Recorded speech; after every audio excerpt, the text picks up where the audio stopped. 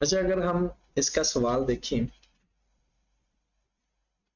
ये 2022 का शायद क्वेश्चन है, यहां से सवाल पढ़ना शुरू करते हैं।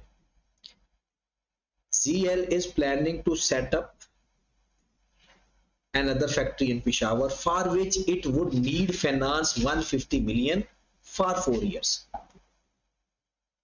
उसको फाइनेंस चाहिए जी 150 मिलियन 4 सालों के लिए। Following to financing proposal are under consideration. ये प्रैक्टिकल सवाल है। किसी कंपनी को 150 मिलियन चाहिए, वो आपके पास आ गया कि यार मेरे पास ये 2 ऑप्शन है, बताओ मैं कौन सी ऑप्शन अवेल करूं। कौन सी ऑप्शन अवेल करेंगे? जिसका कॉस्ट ऑफ कैपिटल ज्यादा होगा या जिसका कॉस्ट ऑफ कैपिटल कम होगा? जिसका कम होगा। तो हम दोनों का केई फाइंड कर लेंगे, केडी और केई। क्या है, कौन कौन सी है वो दो? कौन सी ऑप्शन है? पहला, issue 9% preference shares for rupees 100 each. 9% के रेट के हिसाब से प्रेफरेंस शेयर इशू कर दे। Preference share would be redeemable, at the end of 4th year. आज कितने का एक शेयर है? 100। इसका मतलब है मार्केट वैल्यू भी वही है। और रिडीम किस पे हो रहा है? At par. टैक्स गिवन भी हो तो इग्नोर करेंगे, टैक्स गिवन भी होगा तो इग्नोर करेंगे। एक बात हो गई। उसके बाद या एक और ऑप्शन है, 9% बॉन्ड्स ऑफ रुपीज 1000 ईच, या 9% बॉन्ड इश्यू कर दें। The bond holder would have a right to either convert each into 35 ordinary shares या redeemed it at a premium of 10% at the end of 4th year. The market value of the ZL is expected to increase by 7% per annum. आज उसकी market value क्या है share की? 25 रुपए। Share of ZL are currently trading 25। तो आज की market value, अभी हम सिर्फ कन्वर्टेबल बॉन्ड की बात करते हैं, बाकी तो कोई बात ही नहीं करने लगे। हमने कन्वर्टेबल बॉन्ड का क्या फाइंड करना पता है इसमें? केडी। मार्केट वैल्यू नहीं हमें चाहिए। मार्केट वैल्यू क्यों नहीं चाहिए? हमें तो इतना पैसा चाहिए, तो यही उसकी मार्केट वैल्यू है। ये टोटल मार्केट वैल्यू है। 1000 रुपए का एक बॉन्ड हम दे रहे हैं, तो वही उसकी मार्केट वैल्यू है। हमें 150 मिलियन चाहिए, तो यहां पर हमें क्या चाहिए? केडी। अब जब हम केडी फाइंड करेंगे कन्वर्टेबल बॉन्ड में, या तो मार्केट वैल्यू चाहिए होगी या केडी चाहिए होगा। केडी का फार्मूला क्या है? केडी इज इक्वल टू, अच्छा बेहतर तो ये होता है लेकिन टाइम नहीं होता, इसलिए हम केडी को बंदा किसी पहले लिखे कि KD is equal to this, where KD is equal to cost of that convertible bond, ऐसे करके वो प्रेजेंट करते होते हैं। बट लेकिन वो ये करते करते ना कहीं टाइम ही ना खत्म हो जाए, इसलिए फिर हमारा पास होने वाली साइड पर ज्यादा होता है। मेन तो ओरिजिनल जो तरीका होता है ना, कि जब हम कोई एब्रीवेशन इस्तेमाल करते हैं ना, तो ये बताते भी होते हैं ये किसकी एब्रीवेशन है। आप डायरेक्ट भी लिख सकते हो cost of convertible bond, KD को डायरेक्ट भी लिख सकते हो कॉस्ट ऑफ, वो है किसके बराबर? Lower rate. अब उसको क्या पता एलआर क्या होता है? तो अगर आप किसी जगह लिख दो कि LR is equal to lower rate, HR is equal to higher rate, तो उसको पता चल जाएगा कि ये किसकी एब्रीवेशन है। लेकिन अगर टाइम है तो, टाइम नहीं है तो फिर नहीं ऐसे कुछ करना। ये लोग ये लिखते लिखते कोई इंप्रेस करने के चक्करों में 20 नंबर का पेपर रहता है। Plus net present value lower rate की, और over net present value lower rate की, minus net present value higher rate, multiplied by higher rate minus lower rate. यही है आईआरआर का फार्मूला। अब हम ये फाइंड कर लेते हैं, एनपीवी फाइंड कर लेते हैं। तो यहां पर लिख लेंगे ईयर्स। पता है ईयर्स आईआरआर के लिए कहां से शुरू करते हैं? 0 से, क्योंकि एनपीवी चाहिए ना, जहां नेट प्रेजेंट वैल्यू चाहिए साल 0 से। 0 1 2 3 4 4। अब चाहो तो इसको एलटी में ले जाओगे तो वो आपकी जिंदगी आसान कर देगा वैसे, लेकिन ये एक फिक्स तरीका होता है ना, जल्दी हो जाता है। ये भी इतना कोई टाइम टेकिंग होता नहीं है, लेकिन ज्यादा साल हो तो फिर एलटी में पता चला जाता है। कैश फ्लो, हाँ जी, पहले 1000 100 किसने बोला? 1000। आपका जो बॉन्ड है एक 9% वाला बॉन्ड 1000 का है, ठीक है। और ऊपर जाकर देखो तो यहां पर ऊपर ज्यादा नहीं, यहां पर एक चीज और भी है, एप्लीकेबल टैक्स रेट इज 30%। और आज एक इक्विटी की मार्केट वैल्यू क्या है? 25 रुपए। ये चीजें हमें चाहिए। अब मुझे चाहिए केडी। केडी के लिए सबसे पहले मार्केट वैल्यू आ गई, 9% है तो 9 रुपए आएगा या 900 आएगा? सॉरी 90 आएगा, क्योंकि 1000 का 9% लेना है। अब 100 का 9% नहीं ले लेना कहीं। आई क्या पैसे छोटी छोटी शरारतें करता रहता है कि वो आप 100 लेकर 99 लेकर आ जाओ। अब 90 मल्टीप्लाइड बाय 70% जी, वो तो ऊपर वाले थे, अब नीचे वाला सवाल कर रहे हैं। ये ऊपर वाले रिडीमेबल प्रोफिट, हम बॉन्ड की बात कर रहे हैं, ठीक है। तो 63 63 63 63 चौथे नंबर पे क्या लेते हैं? Higher of redemption value and conversion value. Higher of redemption value and conversion value. तो मेरे भाई लिखें जरा, हायर ऑफ कन्वर्जन वैल्यू या रिडेम्पशन वैल्यू। अब पहले तो कन्वर्जन वैल्यू पर पकड़ते हैं। कन्वर्जन वैल्यू कितनी है आपके पास? एक बॉन्ड कितने शेयर में कन्वर्ट होने जा रहा है? 35 में। एक बॉन्ड 35 के बदले 35 शेयर हमें मिलेंगे। और एक शेयर की कीमत क्या है? 25 रुपए नहीं है, 25 मल्टीप्लाइड बाय 1.07 की पावर 4 है। नहीं पता चला? Market value of share expected to increase by 7% per annum. आज 25 रुपए है तो 4 साल बाद क्या 25 रहेगी? 7% बढ़ेगी तो बढ़ेगी तो 1+%, कम होगी तो 1-%, और ऊपर रेट ऊपर टाइम आ जाएगा। मल्ट कितना हो गया? 9 नहीं पहले ये 25 को 32.77। अब ये एक शेयर की वैल्यू है 4 साल बाद, और हमें 35 शेयर मिलेंगे। हमें कितने मिलेंगे? 35 शेयर। तो कुछ ऐसे हम लिख लेंगे, कन्वर्जन वैल्यू 35 शेयर मिलेंगे। एक शेयर आज 25 का है लेकिन हमें चाहिए 1.07 की पावर 4। ये पता चला ना? चल 1146.66 ऐसे 47 कर लेते हैं। और अगर रिडीम करवाते हैं तो 10% पे रिडीम होगा, 1100 में मिलेगा। 10% का क्या मतलब है? 1000 का 100 ऊपर मिल जाएगा। 1.10 इसकी पावर 4 ना कर देना। अब हमने इसमें से हायर वैल्यू लेनी है। आगे फिर वही पुराना घिसा पिटा तरीका, उसी तरह से चलते जाओ। एक रेट लेके, कौन सा रेट ले लें? 9% लेना। क्या ले लेना? 9% लेना, ताकि काम थोड़ा जल्दी हो जाए। पहला 1 divide by 1.09, 1 divide by 1.09 917 divided by 1.09 0.842। अब बस इक्वल प्रेस करते जाना। नेक्स्ट 0.772, नेक्स्ट 0.70 और 0.708, क्योंकि आखिर दोनों 4 साल है। प्रेजेंट वैल्यू पहला तो 1000 आ जाएगा नेगेटिव। 63 को मल्टीप्लाई करो 0.917, कितना? 77, फिर 53.04, फिर 48.63, कितना?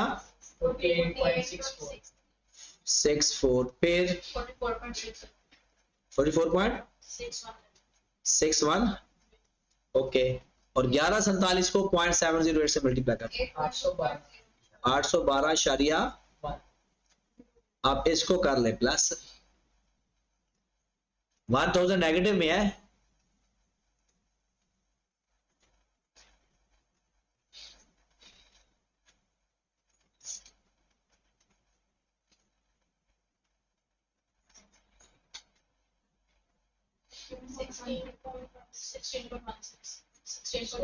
Sixteen point positive negative positive. अब हमने इसको करना है नेगेटिव, कम करना है, रेट बढ़ाएंगे 14% या 15% लेना, क्योंकि 16.16 है। इसका मतलब है हमें रेट थोड़ा ज्यादा लेना पड़ेगा, 4-5 के डिफरेंस से काम नहीं बनेगा। हम 15% ले लेते हैं।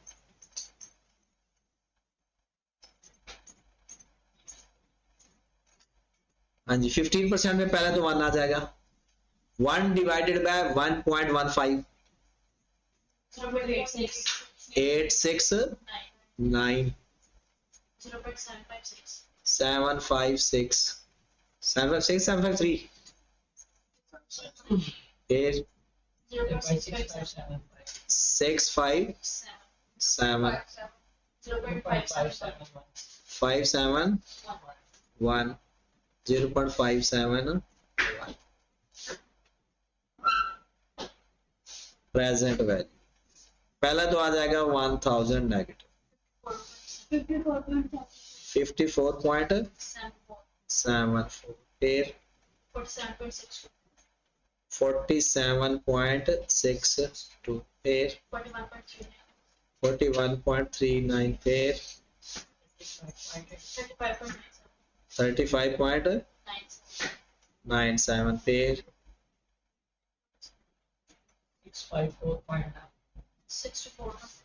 654.9 करो जरा, ये तो बहुत ही नेगेटिव आ 35.97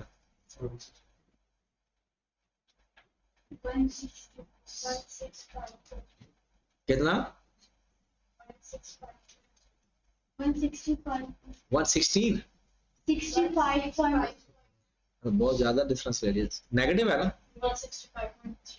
165 या 65 165 या तो फिर किसी और नंबर से भी आ जाना था, इतना था, हमने हमें 6% का फर्क है। चले, दोनों की एनपीवी आ गई, दोनों के हमारे पास रिजल्ट्स आ गए। अब केडी फाइंड कर लेते हैं। केडी बराबर है, लोअर रेट कितना है 9% या 15%, 0.09 प्लस उसकी प्रेजेंट वैल्यू कितनी आई है 16.16 over 16.16 minus minus plus 165.34 multiplied by 0.15 minus 0.0, ये हमारे पास IRR आ गया। ये कन्वर्टेबल बॉन्ड का रेट है। 9.5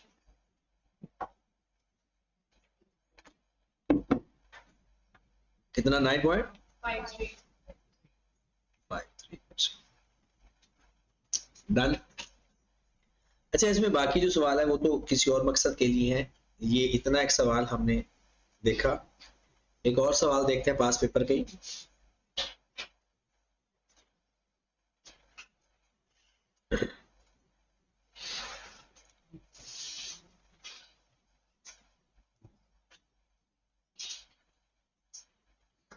ये तो पास पेपर का सवाल है।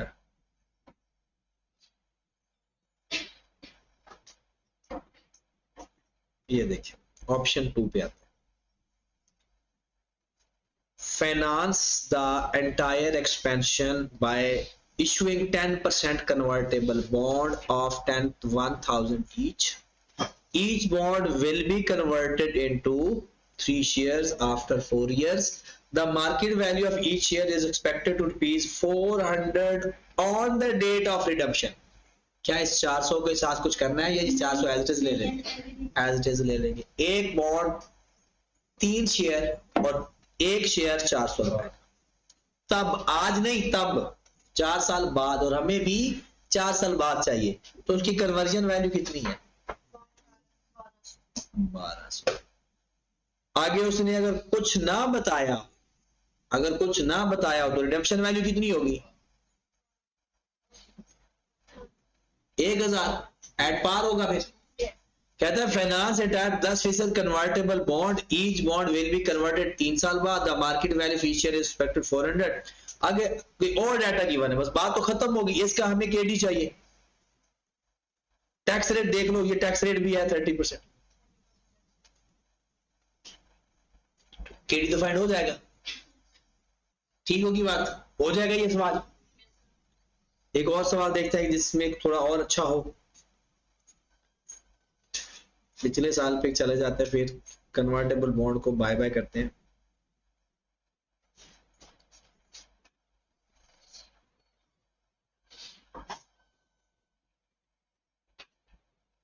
अच्छा, ये 9वां क्वेश्चन आ गया, ये 8वां, ये 7वां। इसमें है ही नहीं, ऐसा कैसे हो सकता है?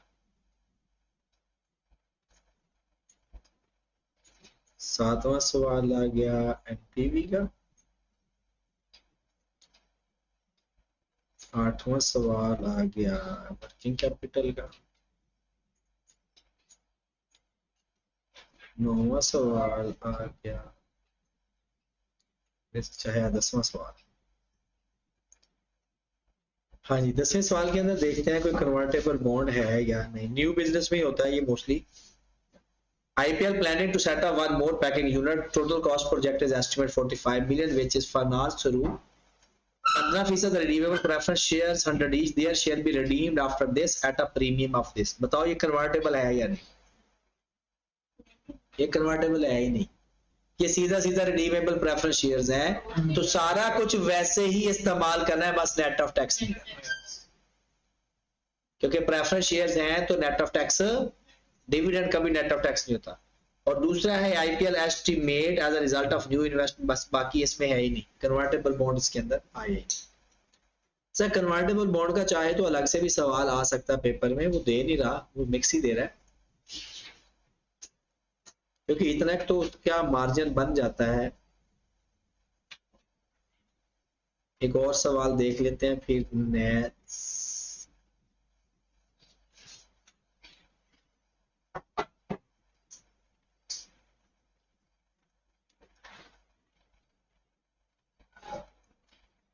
यहां पर देखते हैं कोई कन्वर्टेबल, ये है, देखिए जरा, 13% convertible bond at par 1000, the bond holder would have a right to convert each bond into 15 ordinary shares या redeemed at par at the end of third year।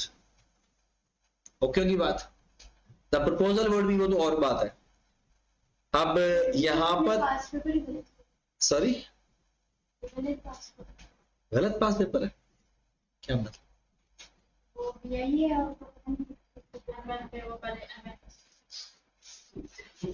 छोटे होते आपका नाम कोई और होगा, आप उसको नाम कोई और बोलते हो। नहीं, कोई तो कुछ बोलता ही होगा। चले 30%, टैक्स रेट 30% है। अच्छा, यहाँ पर ऊपर जाकर देखते हैं, मार्केट वैल्यू ढूंढते हैं। The market value of the share is 45 रुपए each, expected to grow by 5% per annum. तो बताओ 45 रुपए लेंगे या आज के 3 या 4 साल बाद वाली वैल्यू लेंगे? 3 साल बाद वाली वैल्यू लेंगे। तो कैसे आएगी? 45 मल्टीप्लाई बाय 1.05 की पावर 3, और जितने शेयर में कन्वर्ट होना है वो आ जाएगी कन्वर्जन वैल्यू। करके देख लेते हैं। 15 शेयर में कन्वर्ट होना है जी, और एक शेयर की आज कीमत कितनी है? 45 रुपए है, और हर साल 5% बढ़ेगा। 3 साल का डाटा है जी, मल्टीप्लाई बाय 1.05 की पावर 3 कितना आ रहा है? 781.39, और इसने रिडीम होना है एट पार पे। तो बताओ कन्वर्जन वैल्यू लेंगे या रिडेम्पशन वैल्यू लेंगे? रिडेम्पशन वैल्यू लेंगे, क्योंकि हमने इसमें से हायर लेनी है। बाकी 30% टैक्स है, 13%, 1000 का 13% लेंगे तो 130 बनेगा, और उसका 70% लेंगे तो कैश फ्लो आ जाएगी। कन्वर्टेबल बॉन्ड का आप केडी फाइंड करना आ जाएगा। और अगर मार्केट वैल्यू फाइंड करनी है तो सिंपल, वो तो प्रेजेंट वैल्यू है, तो उसमें तो फार्मूला ही नहीं लगता। ठीक होगी बात। चले जी बिस्मिल्लाह करते हैं। अब आ जाए थोड़ा एक और कॉन्सेप्ट, और उसकी मैं थोड़ी सी अंग्रेजी भी आपको पढ़ा देता हूँ। बुक निकाल लें जरा, आपके बुक इधर से मैं निकाल देता हूँ। अच्छा, आपने इसकी अंग्रेजी भी पढ़ी थी कन्वर्टेबल बॉन्ड की, अंग्रेजी लाजमी पढ़ना, क्योंकि उसमें ना एमसीक्यूज बन जाते हैं, और एमसीक्यूज भी कुछ छोटी चीज थोड़ी है, 10-12 नंबर के एमसीक्यूज आ जाते हैं। वैसे तो मैं टाइम निकाल के कोशिश करके ना ये जो जितने भी थ्योरेटिकल पोर्शन है ना, हर एक चीज की ना अलग अलग एक छोटी सी 10-10 मिनट की ना रिकॉर्डिंग बना दूंगा आपको, ताकि जब भी कभी शुरू करने लगे तो 10 मिनट की रिकॉर्डिंग सुन के फिर सवाल करना शुरू कर दें। जो थ्योरेटिकल पोर्शन है ना, क्योंकि इसको पढ़ते हुए आप भी बोर होंगे, मैं भी बोर होऊंगा, और टाइम हमारा ज्यादा लगेगा और फायदा कम है। इसको इस तरह से पढ़ें कि पता भी ना चले और ये खत्म भी हो जाए। जैसे मैंने इसमें से बाय पार्ट करवाता जा रहा हूं, मैंने इक्विटी का पूरा पोर्शन आपको करवा दिया। अब जो डेट है उसके मैं जैसे जैसे जैसे कन्वर्टेबल बॉन्ड हमने पढ़ा उसके बारे में मैंने आपको बता दिया। आज मैं आपको दो और तरह के बॉन्ड्स के बारे में बताने लगा हूं, और उसके बारे में आपको बता दूंगा। बैंक लोन है, ओवरड्राफ्ट है, यहाँ पे कुछ और शुरू हो गया। अच्छा, मैं डायरेक्ट बता देता हूं, अगर यहाँ पर हमें कन्वर्टेबल बॉन्ड से पहले, हाँ जी, ये 3 तरह के बॉन्ड के बारे में अभी मैं आपको बताने लगा हूं, बल्कि ये कुछ टर्म्स आपको बताने लगा हूं, फिर आगे चलते हैं। ठीक है, एक होता है चार्ज या मॉर्गेज, एक लफ्ज होता है। फिर एक लफ्ज, 4 बातें अभी सिखाता हूं, और उसकी कॉस्ट भी सिखाता हूं। कॉस्ट कैसे उनकी फाइंड करनी है। पहले तो चार्ज के बारे में अगर पेपर में आ जाता है ना, आपको ये आ जाता है एमसीक्यूज के अंदर, चार्ज या मॉर्गेज, चार्ज या मॉर्गेज, ये तो आपने कंपनी लॉ के अंदर भी थोड़ा बहुत पढ़ा होगा। और लॉन स्टॉक, इसका मतलब यह है कि अपनी कोई प्रॉपर्टी, अपने कोई एसेट्स गिरवी रखवाकर लोन लेना, उसे बोलते हैं चार्ज। एक होता है फिक्स, एक होता है फ्लोटिंग।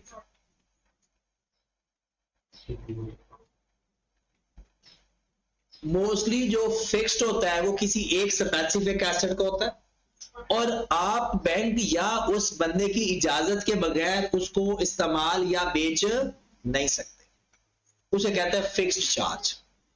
और फ्लोटिंग चार्ज वो होता है जो क्लास ऑफ एसेट्स के ऊपर होता है, किसी एक एसेट के ऊपर नहीं होता, वो क्लास ऑफ एसेट्स के ऊपर होता है। आप उसको इस्तेमाल भी कर सकते हैं, सेल परचेज भी कर सकते हैं, बट अगर वो एक खास लिमिट तक आपके स्टॉक या एसेट्स कम हो जाएं, फिर वो फ्लोटिंग फिक्स बन जाएगा, क्योंकि फिर वैल्यू भी तो उतनी होनी चाहिए ना। आपने 5 करोड़ लोन लिया है, तो आपने एक एसेट गिरवी लिखवाया है, वो 6 करोड़ वाला है, तो वो कहेगा भाई ये फिक्स है, इसको आपने नहीं छेड़ना। एक होता है फ्लोटिंग, हमने 5 करोड़ लोन लिया, 15 करोड़ के एसेट गिरवी पे कर दिए, अब वो कहते हैं आप इस्तेमाल कर सकते हो, लेकिन अगर जैसे ही आपके एसेट्स की तादाद या वैल्यू 4-5-6 करोड़ से नीचे अगर आने लगेगी, तो फौरन जो फ्लोटिंग चार्ज होगा वो किस में कन्वर्ट हो जाएगा, फिक्स में, फिर उसके बाद आप इस्तेमाल नहीं करोगे। बात समझ लग गई। आप इसको एक दफा पढ़ भी लो।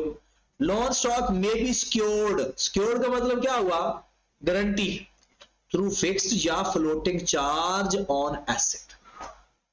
Fixed charge on specific asset such as land या बिल्डिंग, किसी खास एक एसेट या एक से ज्यादा भी हो सकते हैं वैल्यू के हिसाब से। The specific asset cannot be sold while loan is outstanding, जब तक लोन पे नहीं होता हम उसको बेच नहीं सकते। Floating, a charge on class of assets, fix एक स्पेसिफिक एसेट पे, फ्लोटिंग क्लास ऑफ एसेट्स पे, inventory, receivable, machinery. Sale of some asset of the class is permitted when a fault arise, such as fault in payment of interest, या floating charge convert into fixed on a specific class of, फिर वो convert हो जाएगा आपका floating के अंदर, sorry fixed के अंदर। इंटरेस्ट ऑन लोन स्टॉक ये वो ये। उसके बाद है डीप डिस्काउंटेड बॉन्ड और जीरो कूपन बॉन्ड। अगर पेपर में वो लफ्ज इस्तेमाल करता है ना डीप डिस्काउंटेड बॉन्ड,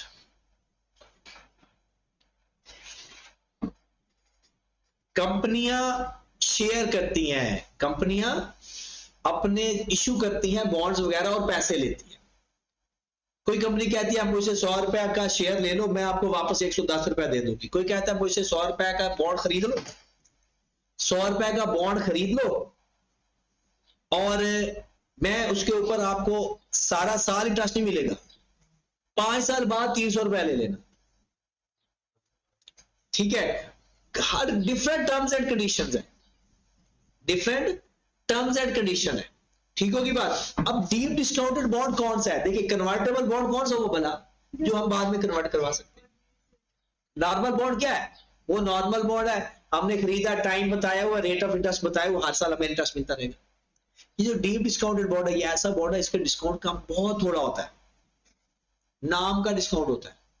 तो फिर लोग क्यों इसमें इन्वेस्टमेंट करेंगे? इसकी रिडेम्पशन वैल्यू बड़ी हाई होती है, इसकी रिडेम्पशन वैल्यू बड़ी हाई होती है। डीप डिस्काउंटेड बॉन्ड, अब मोस्टली फिर क्या होता है,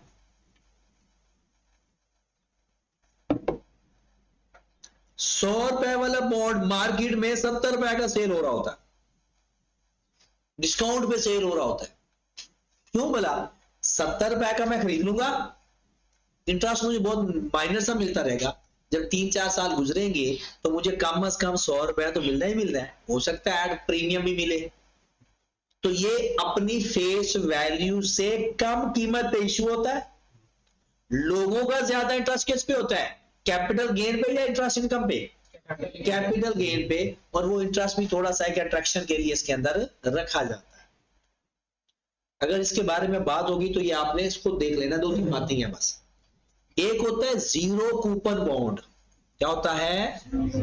जीरो कूपन बॉन्ड। अब एक हो गया डीप डिस्काउंटेड बॉन्ड, उसमें क्या क्या फर्क है बोला? डीप डिस्काउंट में उसकी जो फेस जब वो इश्यू होता है ना अपनी फेस वैल्यू से काफी कम कीमत पे होता है। मेन अट्रैक्शन इज रिडेम्पशन या capital gain, not a interest, क्योंकि इंटरेस्ट भी इसमें मामूली सा होता है और जीरो कूपन बॉन्ड में इंटरेस्ट होता ही नहीं। इसमें only attraction is capital gain, मतलब जब आपने बॉन्ड वापस करना है ना तब आपको पैसे मिलेंगे। इसके लिए जो इसका जो फार्मूला होगा ना जीरो कूपन का, इसका नॉर्मल फार्मूला है, डीप डिस्काउंटेड नॉर्मल बॉन्ड की तरह इस्तेमाल होगा, उसी तरह उसका केडी फाइंड होगा, उसी तरह उसका आईआरआर फाइंड होगा, बस वैल्यू में चेंज आएगा ना, उसका 8% होगा तो इसका 4% होगा। जीरो कूपन बॉन्ड में ऐसा नहीं होगा। जीरो कूपन बॉन्ड में अगर आपने उसकी मार्केट वैल्यू फाइंड करनी है, क्या फाइंड करना है? Market value. पता है कि इसके बराबर आएगी market value. Zero coupon bond की मार्केट वैल्यू बोले किसके बराबर आएगी? फेस वैल्यू, ये फेयर वैल्यू नहीं है, face value divided by 1 plus i की पावर n। कंपाउंड इंटरेस्ट लगेगा इसके ऊपर। ये P का फार्मूला है, P is equal to S over 1 plus i की पावर n। क्योंकि आज एक मैं खरीद रहा हूं, मुझे 5 साल बाद इतने पैसे मिल जाएंगे, तो जो मुझे फ्यूचर में जो पैसे मिलेंगे उसको मैं आज वैल्यू फाइंड कर लेता हूं, आज उसकी प्रेजेंट वैल्यू फाइंड कर लेता हूं, क्योंकि मार्केट वैल्यू क्या होती है? Present value. आपको सर बाकी में तो हम टेबल बनाते हैं, वो इसलिए बनाते हैं क्योंकि उसमें ना हमें इंटरेस्ट भी मिल रहा होता है, इसमें फ्यूचर में सिर्फ एक वैल्यू मिलनी है, उसकी मैं प्रेजेंट वैल्यू फाइंड कर। और अगर इसका केडी फाइंड करना हो तो ये वाला आई फाइंड कर लो यहां से। अगर आपने इसका केडी फाइंड करना है तो इसकी जो आज की वैल्यू है, मार्केट वैल्यू या प्रेजेंट वैल्यू, और जो फ्यूचर वैल्यू है, इसको आपस में मैं आपको अगर कहते हो तो इसका केडी का फार्मूला बना देता हूं। डीप डिस्काउंटेड का केडी का फार्मूला यहां पे बन जाएगा, यहां से आपको डेरिवेशन करवा देता हूं। 1 प्लस आई की पावर n बेसिकली हो जाता है s over p। 1 plus I बराबर हो जाता है s ओवर p की पावर 1 ओवर n, और i किसके बराबर आ जाता है s over p whole power 1 over n minus 1। ये ग्रोथ रेट वाला भी तो फार्मूला है ना, बस n माइनस 1 नहीं है यहाँ। तो इसका IRR का जो फार्मूला है मेरे भाई वो होगा फ्यूचर वैल्यू या face value divided by market value whole power 1 over n minus. तो एक दफा डीप डिस्काउंटेड बॉन्ड पेपर में आ भी चुका है। मार्केट वैल्यू चाहिए तो सिंपल कंपाउंड इंटरेस्ट की प्रेजेंट वैल्यू का फार्मूला लिख दें, और अगर फ्यूचर वैल्यू चाहिए सॉरी केडी चाहिए तो सिंपल उसी को ही रीअरेंज करके लिख दें। ठीक होगी बात। अब इसके बारे में थोड़ी सी अंग्रेजी पढ़ लो।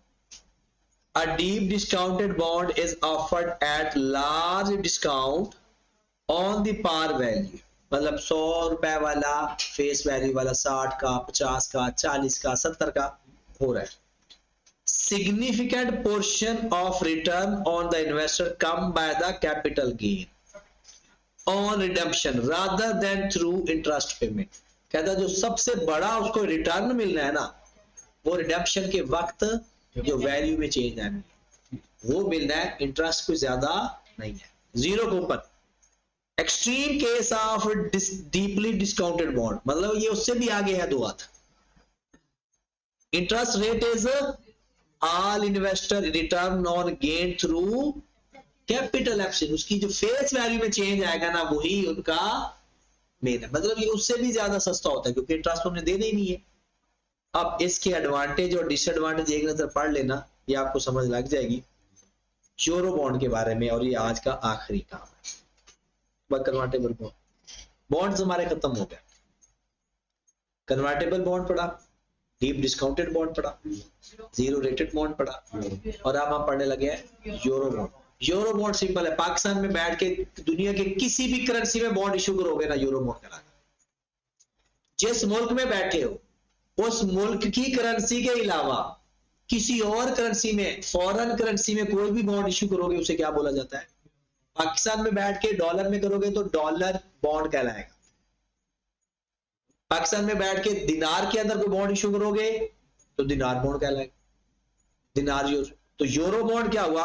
A bond denominated in a currency that is not a native currency of the country. Pakistan में बैठ के अगर रुपीस के अंदर करेंगे तो वो यूरो नहीं हो सकता। जिस मुल्क में बैठे हैं उसकी नेटिव करेंसी के अलावा किसी करेंसी में अगर बॉन्ड इशू करेंगे तो उसे यूरो बॉन्ड कहते हैं। Where it is issue, euro bond is named after the currency they are denominated in. मिसाल के तौर पर यूरो डॉलर बॉन्ड का मतलब क्या है? यूरो डॉलर यूएसए के अलावा, यूएसए में बैठ के could be issued anywhere outside the USA, क्योंकि यूएसए के अंदर, यूएसए की करेंसी में अगर करेंगे यूएसए में बैठ के तो वो तो नहीं होगा। वो कहता है a euro dollar bond could be issued anywhere outside the USA। USA के बाहर दुनिया में किसी जगह भी यूएसए का डॉलर करोगे ना तो वो यूरो बॉन्ड, यूरो डॉलर कहलाएगा, यूरो डॉलर बॉन्ड। पाकिस्तान में बैठ के करोगे डॉलर में तो यूरो डॉलर, इंडिया में बैठ के करोगे यूरो डॉलर, आप सऊदी अरब में बैठते होगे यूरो। लेकिन अगर यूएसए में बैठ के करोगे फिर वो नहीं कहलाएगा क्योंकि वो उसकी अपनी करेंसी भी वही है और बॉन्ड की करेंसी भी। फिर European bond can be issued anywhere. अच्छा यूरोपियन, ये ओपियन है और यूरो अलग है, ईयन अलग है, आउटसाइड द जापान। अच्छा जापान की तो आप कहोगे सर वो तो उसमें येन होता है। येन एक बड़ा रुपीज है, पेनी उसका एक पैसा है, जैसे हमारा एक रुपीज है एक पैसा है, जैसे डॉलर और सेंट एक बात है। डॉलर होल फॉर्म में आता है और उसका जो वो सेंट उसमें हाफ ये जो परसेंटेज में आ जाएगा। जैसे यूरो, स्टर्लिंग, स्टर्लिंग पता किसे कहते हैं? पाउंड का छोटा करेंसी है स्टर्लिंग, पाउंड की छोटी करेंसी है। जैसे अगर हम कहते हैं ना 50 पैसे, वो कहेंगे 50 स्टर्लिंग, वो पाउंड ही कह सकते। 10 पैसे, 2 पैसा, 3 पैसा, जो पैसों में लिखते हैं रुपीज और पैसों में फर्क है ना, क्योंकि 100 पैसों का 1 रुपीज बनता है। बिल्कुल इसी तरह सेंट्स के कुछ सेंट मिलाकर पौंड डॉलर बनता है, कुछ स्टर्लिंग बनाकर पौंड बनता है। तो यूरो स्टर्लिंग पौंड, अब यूरो स्टर्लिंग या यूरो पौंड यूके के अलावा जहां पर भी इश्यू होगा यूरो स्टर्लिंग कहलाएगा। पाकिस्तान में बैठ के रुपीज करोगे तो यूरो रुपी नहीं कहलाएगा, और अगर यूएसए में बैठ के रुपीज के अंदर करोगे तो यूरो रुपीज कहलाएगा, पाक रुपी। ठीक होगी बात। यूरो बॉन्ड और normally issued by the international syndicate. Euro bond इसलिए इशू होते हैं ताकि इंटरनेशनल, जहां पर ये ना मुख्तलिफ कंपनियों के रिलेशंस होते हैं ना, जैसे पाकिस्तान के अंदर फ्लक्चुएशन आती है तो लोग ना यूरो बॉन्ड इशू करके ना पैसा ले लेते हैं डॉलर फॉर्म में, ताकि एक तो कन्वर्जन की वजह से फायदा हो, पेमेंट में आसानी हो, क्योंकि आए दिन तो करेंसी का रेट चेंज होता रहता है। वो कहता है फिर हम डॉलर में ले लेते हैं ताकि डॉलर में पेमेंट करनी पड़ेगी, तो डॉलर का रेट चेंज होगा भी सही ना, तो हमारे पास ऑलरेडी डॉलर अवेलेबल होंगे। Attractive financial tool as they normally have small power values and high liquidity. Euro given as the issue flexibility to choose country in which the offer has been. कहता है ये सबसे अच्छा ये है, इसका फायदा ये है कि जिस कंट्री के साथ आपने डील करना है ना उसी करेंसी में लोन ले लो। उसका फायदा क्या होगा, वो जो कन्वर्जन एक्सचेंज रेट का फायदा नुकसान आपको लग रहा है ना वो नहीं। ठीक होगी बात। चलिए आज बस यहां तक ही रखते हैं।